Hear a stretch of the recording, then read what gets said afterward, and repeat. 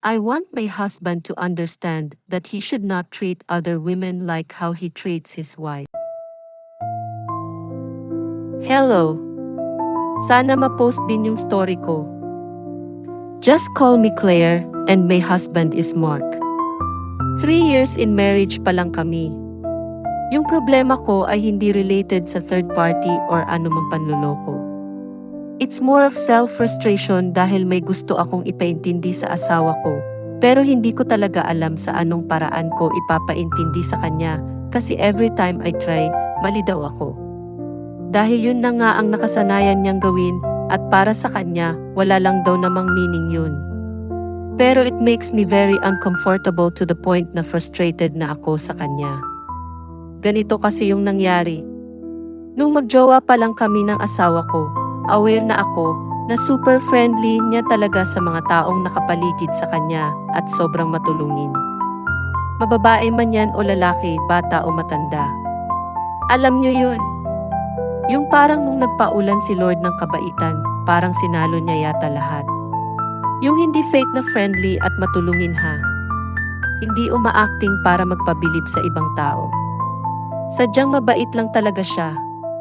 Nung magjowa pa lang kami, baliwala pa sa akin yun.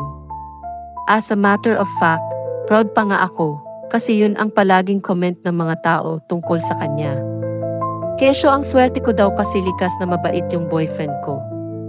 So parang naging plus points din yun sa akin. Ngayon ang problema ko, nung mag-asawa na kami. Lately, parang unti-unti na akong hindi komportable sa pagiging friendly at mabait niya.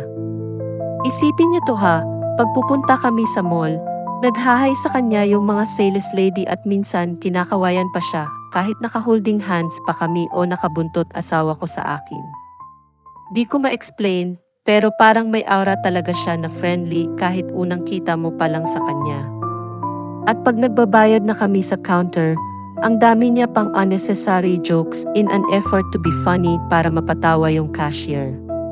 Kahit saan kami magpunta, ganun lagi yung nangyayari. So naiirita na ako. Kasi hindi naman sa pagmamayabang, gwapo din naman yung asawa ko.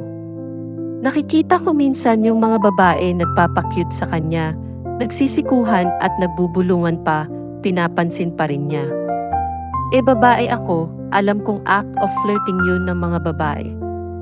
At kinonfront ko siya ng makailang beses tungkol dito, pero lagi niyang sagot sa akin, wag ko daw bigyan ng meaning. Friendly lang talaga yung mga tao. At wala lang daw sa kanya yun. Yun ang palagi niyang rason. Hindi niya ako naiintindihan na uncomfortable nga ako as his wife.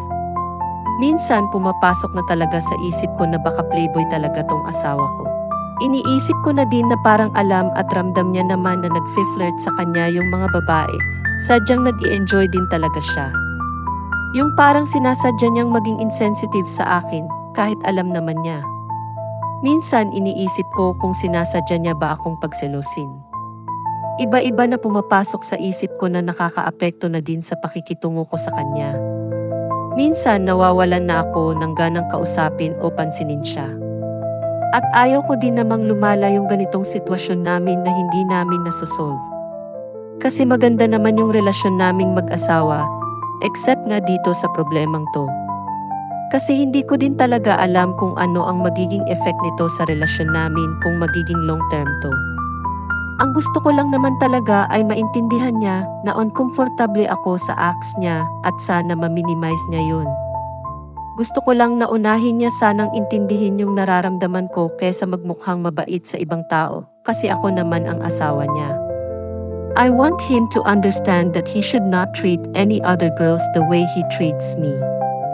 I suppose, I am more valuable in his life. Hindi ko din alam honestly kung justifiable ba yung nararamdaman ko. O ako ba ang mali for feeling this way? Hindi ko alam. I hope I can have some advice. Thank you.